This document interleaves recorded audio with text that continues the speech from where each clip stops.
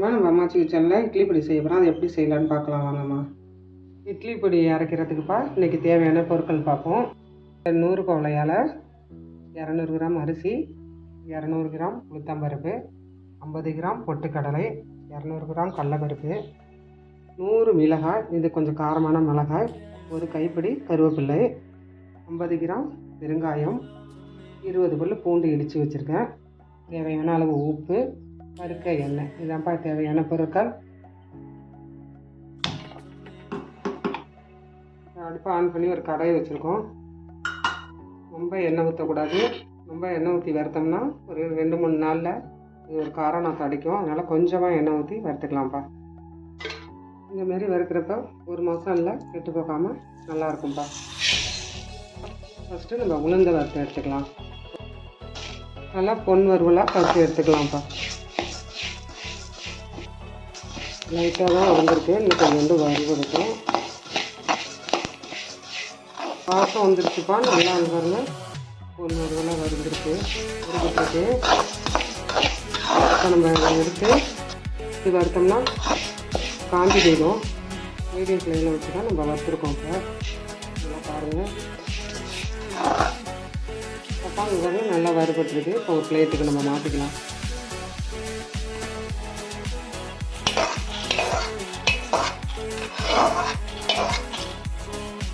இப்போ 200 கிராம் கடலைப்பருப்பு போட்டுக்கலாம்ப்பா. இருக்கிற எண்ணெயிலேயே இது வறுத்துக்கலாம்.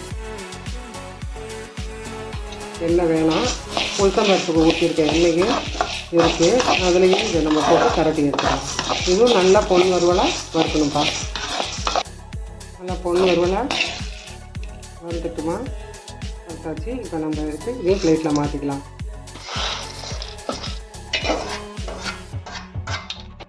அடுத்தது அரிசி வறுத்துக்கலாம்ப்பா.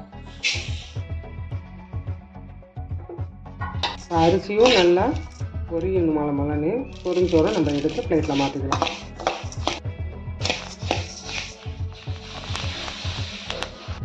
பொரியுது பாருங்கப்பா. ஒன்று அரிசியாக இருக்குது, ஒன்று பொரிஞ்சிருக்கு. இப்போ எல்லாமே பொரிஞ்சதுக்கப்புறம் நம்ம திருப்பி பிளேட்டில் மாற்றிக்கலாம். நல்லா பொரிஞ்சிருக்கு. நல்லா பொரிஞ்சதுக்கப்புறம் தான் நம்ம கொட்டணும். பொரியாமல் எடுத்து நம்ம அரைச்சோம்னா டேஸ்ட்டு வராது. நல்லா பொரிஞ்சிருச்சுப்பா, பிளேட்டில் மாற்றிக்கலாம்ப்பா. பொட்டுக்கடலை போட்டுக்கலாம். லைட்டாக சூடு வந்தால் போதும், ரொம்ப வறுக்கணும்னு அவசியம் இல்லை. இப்போ பொட்டுக்கடலையும் இதையும் நம்ம பிளேட்டில் மாற்றிக்கலாம். மிளகாய் வறுக்க மட்டும் லைட்டாக எண்ணெய் ஊற்றிக்கலாம். இதில் தான் ஊற்றிருக்கோம்.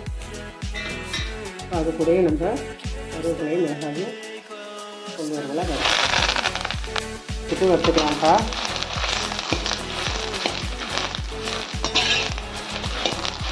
அதுக்கு வேகமாக வச்சுருந்தோம்னா காந்தி போயிடும், மிளகாய் கருப்பாக போயிடும். அதனால் சிம்மில் தான் வச்சுட்டு வறுக்கிறோம். மிளகாயும் நல்லா வறுத்தாச்சுப்பா. இப்போ நம்ம ஒரு ரேஷனுக்கு மாற்றிக்கலாம்.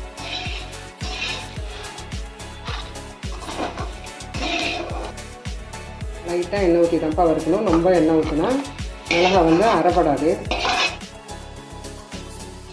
பூண்டு பொரிக்கிறதுக்கு லைட்டாக எண்ணெய் ஊற்றிக்கலாம். 20 பல் பூண்டு தட்டி வச்சுருக்கோம்ப்பா. இதை நல்லா பொன் வறுவலாக வறுத்து எடுத்துக்கலாம். முழுசாக போட்டிங்கன்னா சீக்கிரம் வறுபடாது, வெடிக்கும். அதனால தான் இப்படி நசுக்கி போட்டால் சீக்கிரம் வறுபட்டுரும். அதனால் நசுக்கி போட்டுக்கோங்கம்மா. நல்லா வறுபட்டுருக்கு.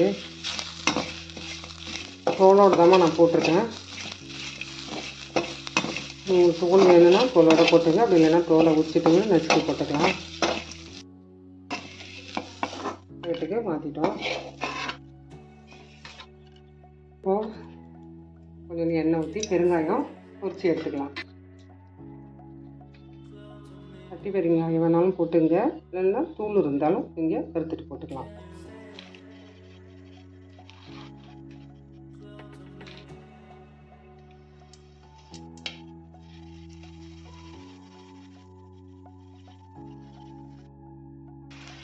நல்லா 2 பக்கமும் செவந்துடும். உள்ளரையும் நல்லா மொறு மொறுன்னு இருக்கணுமா, உள்ளர சவுக்கு சவுக்குன்னு இருக்கிறப்ப எடுக்கக்கூடாது. உள்ளர நல்லா பொரிஞ்சிருக்கணும், அப்போ தான் நம்ம எடுக்கணும்.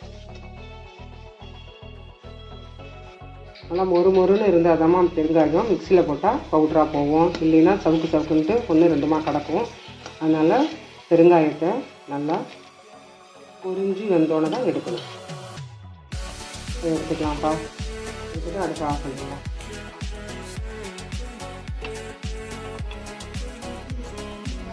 மிளகாயையும் கருவேப்பிலையும் தனியாக நுணுக்கிப்பேன். அதுக்கப்புறம் தான் மற்ற ஜாமான்லாம் நுணுக்குவேன். அதுமாரி தான் நுணுக்கி நான் பண்ணி வச்சுக்கிறேன். இப்போ மிளகாயும் கருவேப்பிலையும் நம்ம வறுத்து வச்சுருக்கிறத நுணுக்கி எடுத்துக்கிட்டு, அதுக்கப்புறம் இந்த பொருள்லாம் கடலைப்பருப்பு, உளுந்து, அரிசி, பொட்டுக்கடலைலாம் தனியாக நுணுக்கி எடுத்துக்கலாம். அதுக்கப்புறம் இது எல்லாத்தையும் சேர்த்து ஒன்றா போட்டு உப்பு போட்டு அரைச்சி எடுத்துக்கலாம்.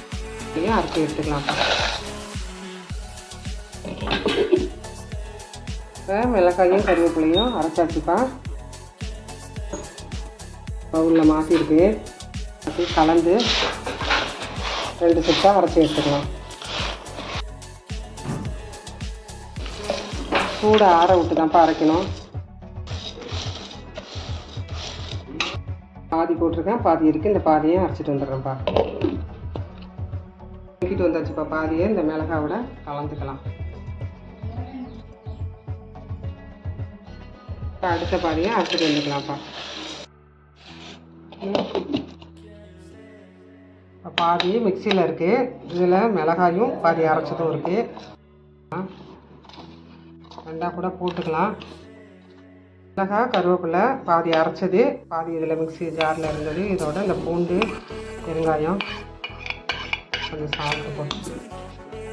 சால்ட்டு போட்டு அரைச்சி எடுத்துக்கலாம்ப்பா. ஒன்றா கலந்து இதுக்கு மாற்றிக்கலாம். இருக்கிறதையும் போட்டு அரைச்சிக்கலாம். இதுக்கு தேவையான சால்ட்டை நம்ம இதில் போட்டுக்கலாம். இதுக்கு தேவையான சால்ட்டு இதில் போட்டாச்சு. ஸ்டேஜில் உப்பு இருக்கான்னு பார்த்துக்கோங்க. பத்தலைன்னா கொஞ்சம் போட்டு அரைச்சிக்கலாம்ப்பா. ஈஸியான டேஸ்ட்டான இட்லி பொடி ரெடி ஆகிடுச்சுமா. இதுமாதிரி நீங்களும் செஞ்சு பார்த்துட்டு கமெண்ட்டில் சொல்லுங்கம்மா. வீடியோ லைக் பண்ணுங்கள், ஷேர் பண்ணுங்கள், சப்ஸ்கிரைப் பண்ணுங்கம்மா.